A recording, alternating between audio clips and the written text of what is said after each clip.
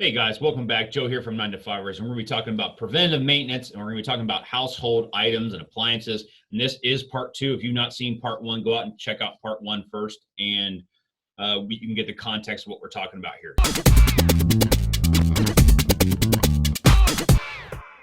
So the water heater. We ended the video last on the water heater, and I want to start out with this one because this one's probably the one that if you do it incorrectly, you're going to pay for a new water heater basically, and you're going to ruin the whole make the whole purpose that you're doing this moot. So warning, the following safety instructions are in your manual. Hire a professional on an as needed basis. So the first thing you want to do if you have a gas water heater is turn off the gas and then turn off the water supply. And there's a reason why that you're doing certain things in order. Next, you want to release the test pressure valve and collect the water until it stops. And if you need to watch videos on how to do this from another YouTube video, go ahead and do it. We're not going to do that here because that would turn this video into like hours and hours long. No. If the valve does not stop, then it needs to be replaced. Leave the valve open. Then you want to hook up a garden hose. At the bottom there, there's going to be a metal piece that looks like basically like a spigot that you would have on the outside of your house. You're going to screw that in there, and then you're going to want to take the garden hose over to a floor drain because we're basically going to be draining your entire hot water tank here. Empty the tank. And then you're going to, after the tank is completely bone dry, what you're doing is you're getting all that sediment and minerals out of your tank. And if those collect up over time, your hot water tank becomes way, way more inefficient.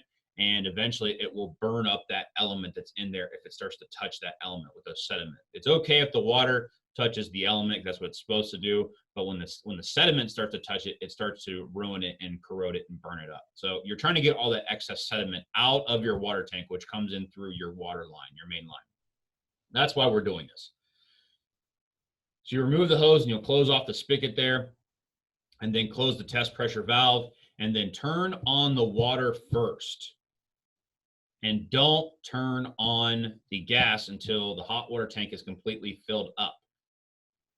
If you don't do it properly, if you turn on the gas first, that element is going to heat up there and it's going to superheat up and it's just going to burn itself out because it has no way to disperse that heat. It's not what it's made to do.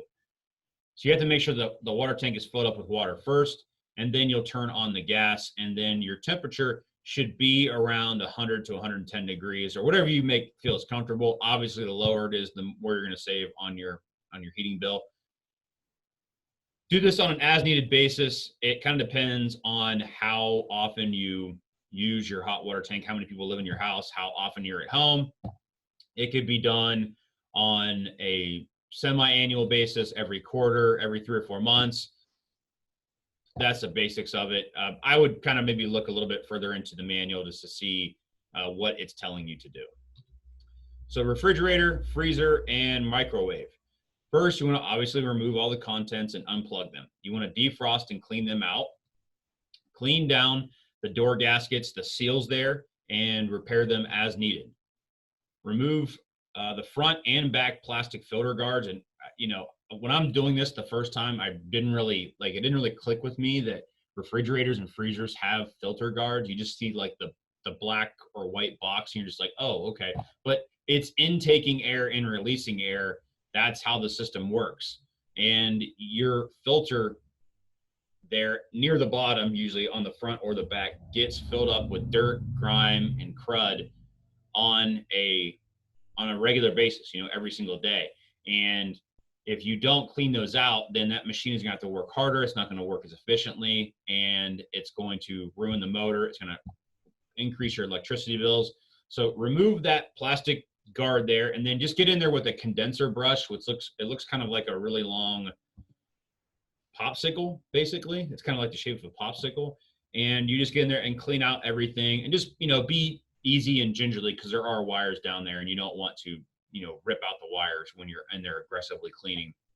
Just be easy when you're doing it, and that will help with the efficiency of the machine running, and then it'll also last a lot longer. Microwaves are pretty simple. Clean out the inside and clean out the filter, the air filter that's near the bottom there. And then just do this every spring, summer, and fall. portable AC units. You're going to want to clean the air filter. This is kind of a little bit more of a process. And I'm talking about a portable AC unit. I'm talking about the ones that you would put in a window. This isn't going to be the one outside, sitting outside. That's a whole different video. And that might need to be done by a professional. But the portable AC units that you would put in a window, obviously you're going to want to unplug them first, and then you're going to clean out the air filter, because that's something you need to be cleaning out on a monthly basis when you're running it.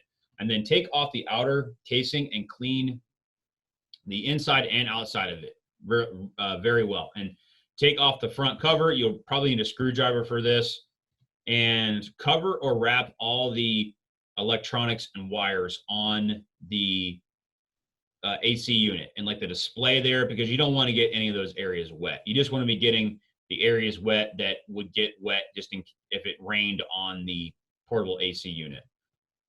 Clean the dirty areas with white vinegar and a water solution, just 50-50. Rinse and let it air dry, because you don't want to get like the little fibers of the towel inside of anything that shouldn't be, because that could potentially damage it. But just let it air dry out there in the sun or whatever. And then once it's completely 100% air dry, then put it back together 100%. And then what I do is I store our AC units in the basement in the fall and all the way up until late spring. And I wrap them in a trash bag, and so that that doesn't get dust on it over the downtime when it's just sitting down there, because you know how basements are, they can get dirty. But and I generally just clean my portable AC unit in the fall after I've used it. And we have 2 of them in our house, and those things are not cheap if you have to replace them. I mean, of course, a cheap one's like $150, but if you're going to get a nice one that's energy efficient and is going to be able to keep a larger area cool, then you're looking at $300, $400, and you don't want to be buying one of these every 2 years. Like, it'd be nice if it could last 10, 15 years. So guys, what'd you think of these videos? Tell me what your thoughts are. Is there any sort of products that we missed that you would like to see a video, more of a detailed video? Maybe you want to see photos next time. Let me know what you think about these videos. What in the past has stopped you from reaching your financial goals? What types of videos would you like to see in the future? Please like, comment, and subscribe. And when you're on Facebook, check us out at 9 to 5ers. Guys, we're here to make you smarter today and richer tomorrow. Thank you guys so much. Have a good one.